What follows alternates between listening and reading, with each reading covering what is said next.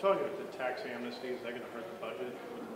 I will let either the handler of that, Chris Kelly, or Sarah Lampe address that. Are you here? I guess what impact will it have?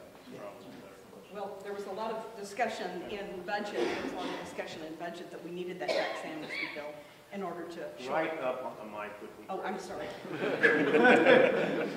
You've never been shy before. A lot of discussion that the tax amnesty bill was critical to the balancing of the budget, and that money, we created a budget, at least the budget that was talked about from the Senate side, was that we had to have the amnesty bill in order to make that work. And there was a great deal of assurance that that was going to happen. And if you recall the argument we had between the House budget and the Senate budget, theirs was built on the fact that the tax amnesty bill was going to pass.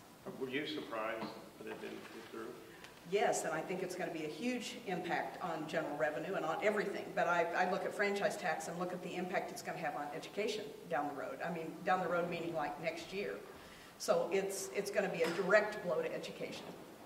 Anything that hurts general revenue is going to be a direct blow to education. And we underfunded the formula this year. What about the reliance of the Republican Party on the Chamber of Commerce to pick kind of their agenda?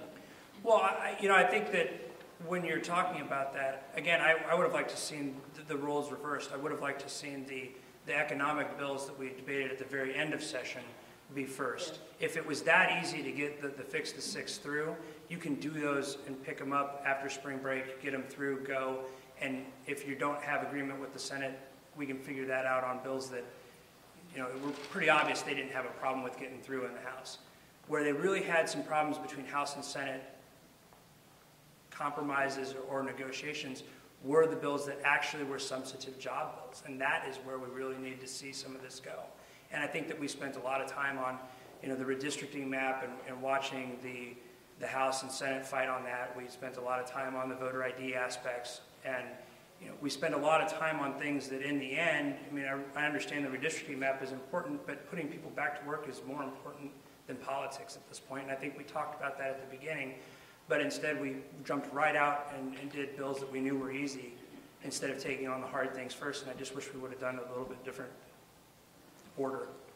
Speaker Tilley commented about how well he thought that you guys were able to work together, how much Republicans were able to accommodate you guys this session. Do you agree with that? Well, I think that obviously the rules that are in place allowed us to do a lot of different things. I think the demeanor that we set up and basically making sure that there was a substantive change in how floor debates were done, the committee process. You look at the budget and the ability for the subcommittees to actually have their bills and mark them up themselves and have both Democrats and Republicans having input and being able to do right by what they thought their constituencies or what was important to them. I think having that type of a relationship across the board actually helped out quite a bit. And I think you saw a unanimous vote for the rules, and I think that you saw with the exception of maybe just a couple times, it even getting really, really chippy. I think that things went really very smoothly, and I think that the body's better off for it, because I think when you actually have substantive debate and people can listen and people can have input and have a back and forth and really vet out some of the issues, I think that is better for everybody. Do you find it ironic that the House Republican caucus had a better working relationship with you than with the Senate Republicans? Well, how do I answer that? The thing is, I really don't know any different, because I watched the House and Senate Republicans fight. They've been in the majority the entire time I've been here, and they fight all the time, and it seems to get worse every year. You used to see that there would be a deal worked out, and you would have some 11th hour type of thing, and it would be a caucus in the morning, and then they would caucus in the afternoon and make sure that everybody was okay, and the dam would break and everything would go through. But right now, I could say that this is probably the worst I've seen the House and Senate Republicans get along. And I don't know if that's just personalities, I don't know if it's ideology, and it's, I think, really hurting the people in the state.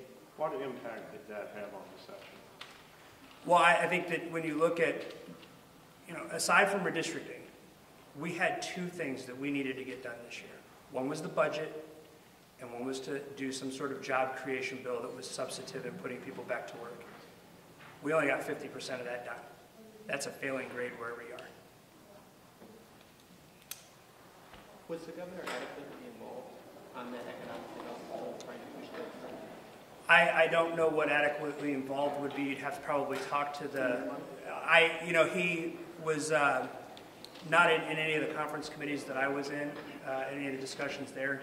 I don't know if he was talking to the rules chair or John Deal or the floor leader or the speaker.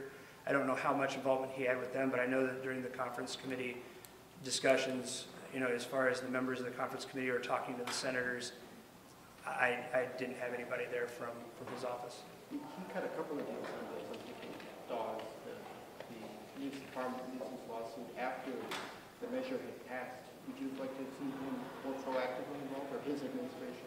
Well, I think that, it's easy to Monday morning quarterback it, but I think that anytime that you have some concerns about some bills, being engaged in the process always helps. Whether or not it would have made a difference, I don't know. All right, thank you, everybody. Have a great summer, and hopefully we'll have these discussions again. Thank you.